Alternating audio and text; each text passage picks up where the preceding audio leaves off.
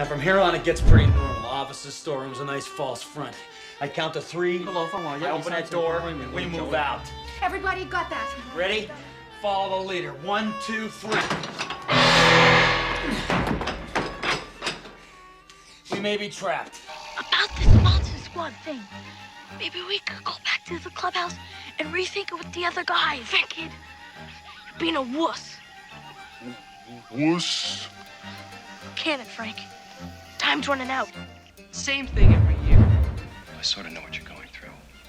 5 years ago, when I was in summer camp, I didn't just get bawled out by the counselor, I got sent home.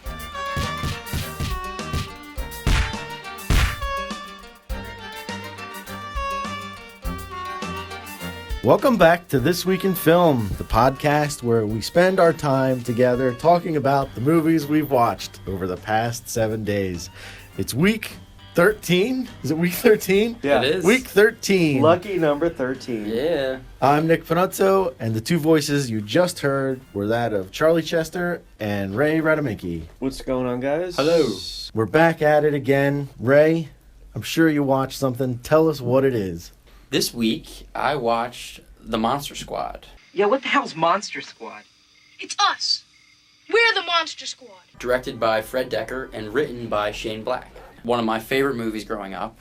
You can't see the big smile on my face right now. It's huge. Yeah, apparently Charlie has the same feelings about it that I do. When I was a little kid, I actually had a VHS tape of The Monster Squad and The Little Monsters on the same VHS tape, and I just watched it over and over and over again. It's got a special place in my heart. I try to watch it, every so often. This week I felt the need. It's a fun little movie featuring the Universal monsters. Dracula, Wolfman, Creature of the Black Lagoon, the Mummy. Wash up for dinner, guys.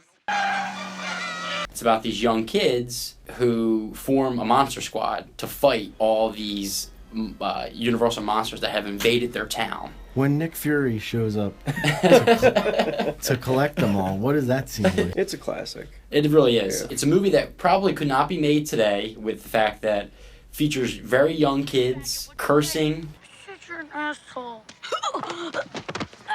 smoking cigarettes. Well, I guess it would have to be like a rated R movie today. I think it's Yeah. PG-13. Hey, Rudy.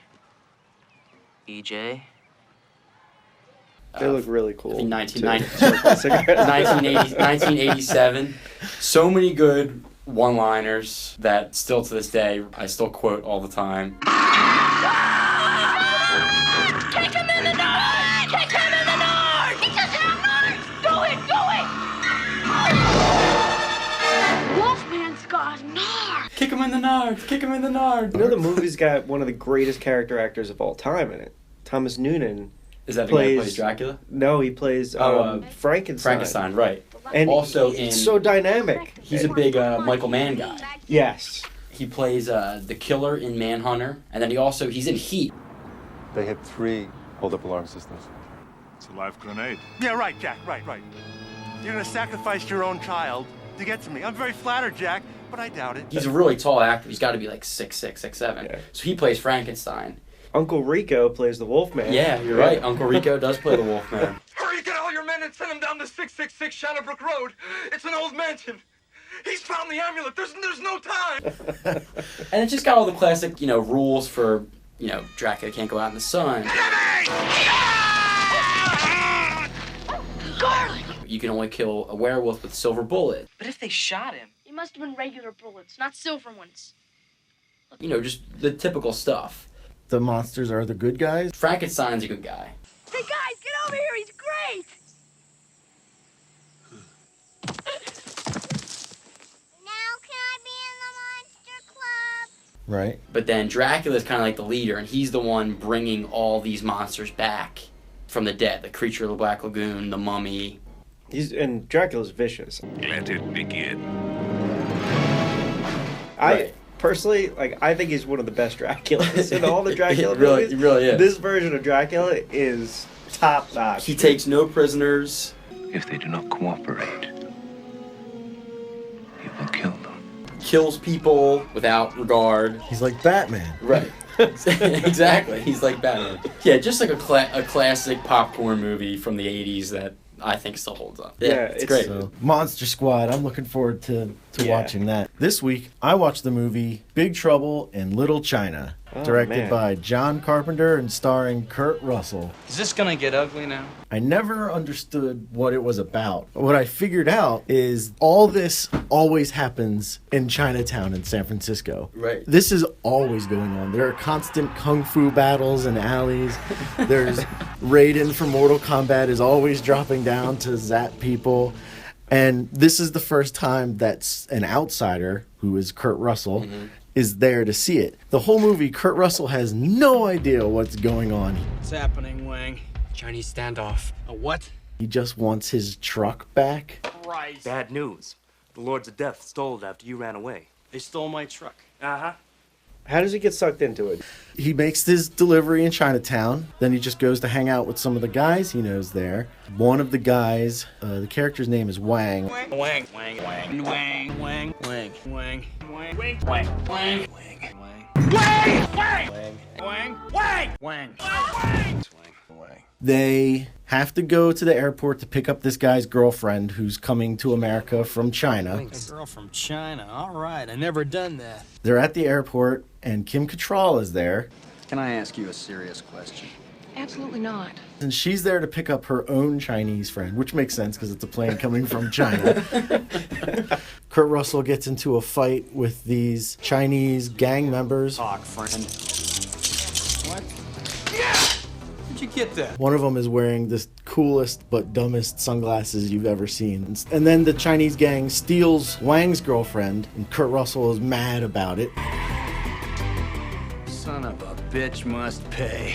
And basically he's in. Is this Kurt Russell, like, 80s tight jeans, cowboy boots? Oh, yeah. He has a knife that he keeps tucked into his boot, and the knife can come out the bottom or the blade comes out the top, depending on whatever he needs the boot to do. Yeah. Kurt Russell has magical boots. They go back to the restaurant that Wang owns, and Kim Cattrall shows up and they just go, "Who are you?" What are you doing here? Don't panic, it's only me, Gracie Law. And she goes, "I'm Kim Cattrall." And they go, "Okay, well, you're part of the team now." And what the hell is Gracie Law doing here? She can't get enough of me. Huh, he wishes. It's a fish out of water story, Right, okay. because Kurt Russell has no idea what's going on. Everyone has to keep explaining to him. It's an old story. Don't worry about it. Just follow us along for the ride. You know something you're not telling me, Wang. Myths and legends. There's a lot of great but violent action, but no blood. Some of the street fights, you see people's legs just breaking or heads crushing against walls. No blood. No blood or anything, which I thought was different, especially for a John Carpenter movie to be. It's just sound effects and sound effects and just visual effects. And it still works. Right? Works great. Yeah. After last week we talked about The Thing and how bloody that gets. Yeah. The Raiden comes down from the sky from Mortal Kombat. There's 3 of them. The bad guy in the movie. Is that the guy with the long creepy nails? Yeah. Qingdai, make me flesh again soon. He keeps saying that whoever his bride will be, which is either Wang's girlfriend or Kim Cattrall, whoever his bride will be needs to be able to handle the burning blade. And every time he says that, all I can picture is that's a euphemism for an STD. They have survived the burning blade. Yeah. There's a couple of gruesome monsters in the movie. There's this terrifying cave spider. There's a floaty monster head, and then just this monster out of Masters of the Universe that runs around. It's all ancient Chinese secrets. Big Trouble in Little China. Worth every second. Have to recheck it out. And Charlie, rounding third. I watched a movie that is bad. It is called The Burning. Harvey Weinstein, at this point, new to the game. Yeah, early on. Yep. Writes the thing. What? Oh, wrote it. Wrote it. And it's one of the first movies they ever produced. It is awful. The highlights here is that, okay, there's a bunch of little kids in the camp, and the groundskeeper is just a real asshole. A really evil bastard. So they want to play a prank on a dude. Because when he wakes up, when he sees it, he's gonna have a heart attack. He's gonna go crazy. He's a drunk too, so he drinks himself stupid. 2 bottles of whiskey a day, no problem. You know, he drinks himself silly, falls asleep, and these kids want to play a prank on him. The kids somehow built a prop. Like, it's a really good-looking, creepy skull with candles in its eyes and bugs crawling all around it. I'm like, how the hell do these kids make it? They can't even make macrame in, like, you know, camp, but they built this amazing thing. So he wakes up, freaks the F out, the candle skull falls over on his bed, and you realize that he's sleeping in a room full of gasoline cans. He just knocks over gasoline cans. There's nowhere else to store them, I guess. So like he runs out and runs into the water. The kids just looking on and like they're like, "Oh shit, we did this." Come on, Scott. Come on. Come on. And then they run away. The guy survives. Considering how badly you were burned, you're lucky to be alive. Jesus. No one gets a conviction. None of these kids get a These kids conviction. get off scot-free. Yeah. I know you still resent those kids, but try not to blame anyone for what happened. They get off scot-free, and on top of That's that, camp. one of the kids becomes a camp counselor. He's a sexual pervert. What do you expect me to do, cut his balls off? I mean, if anybody is going to know the benefits of fire safety, it'll be that guy. Yeah, absolutely. So, Yeah, he's lived it.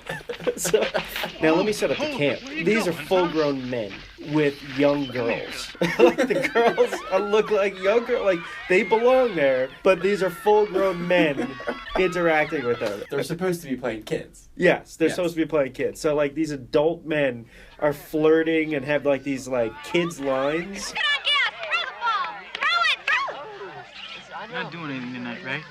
Why? Who wants to know? Oh, so it's like a 30-year-old playing a 16-year-old? Yes. Yeah. Okay. And one of the main guys in it is a young Jason Alexander. And he's got a full head of hair, and he's like the fun guy that everyone loves to hang out with, but he's very sexual. Make you sick, do we, Glazer? Well, then you won't mind paying the new market price for a bag of rubbers. $5. Very sexual with these girls, and it's so uncomfortable to watch. They are gonna go on a camping trip, like an overnight thing, where they have to canoe there, and they have to be more secluded. They get there, and then they start getting picked off one by one. First off, we see this guy. What he looks like is burns, but he looks like he's got cold cuts all over him. That's their version of like a burn victim. So it's not the greatest effect in the world. These girls start like pairing up a little bit, you know, going on walks with some of the guys, and every one of the guys is rapey. Hey, what's the matter? You won't even talk to me? What do I gotta do, huh? I mean, what do I gotta do? Glazer. They're forcing themselves on these girls, and the girls are fighting them the whole time. No, Glazer, no! Come on, what do you say? Maybe. Maybe. Until eventually they succumb to it. Don't be long. They make it seem like this is young romance, and it's so creepy because these guys are men. Right, It's just right. what these writers think kids are like. Oh, boy. Yeah, the burning. That was week 13 of the This Week in Film podcast. All right. Ray, we had a bunch of answers to last week's Ray's Rayndom Rayquest. Great. Let's hear him. I believe the question was, what was the most disappointing movie? Christine says both of the Sex and the City movies. The Afterburn 739 podcast said the movie Ironweed. The Crossover podcast said The Last Airbender. The Bad Films and Good Company podcast, they said Ocean's 12. Black Hole Cinema said Avengers Age of Ultron. And Dan says The Dark Knight Rises. Ray, where can the people find us? The good people can find us on SoundCloud, Facebook, YouTube, iTunes, Stitcher, Twitter, and thisweekinfilmpodcast.com. And Charlie, you have some exciting information. As of yesterday, Amazon.com now has my books. Nice. Boy Zero Volume 1, Boy Zero Volume 2. And then if you're an Amazon Prime member, you get free shipping on them. Full graphic novels, over 140 pages a piece. I think you'll like them. Very Pretty exciting. good reads. Yeah. Very exciting. Check it out. I'm stoked about it. Ray, what is your Ray's Rayndom request for this week? Name a movie that you liked as a kid and you had to see the movie before you turned like 15 years old in order to really appreciate it now. Well, that's week 13. Thanks a lot for listening. Please rate, review us on iTunes. We'd really appreciate that. If you have any questions or comments for us, send them along. Other than that, we'll see you next week. See you. Later, guys. Feel pretty good. And I'm not I'm not scared at all. I just feel kind of invincible. Me too. I got a very positive attitude about this. Good, me too. Yeah.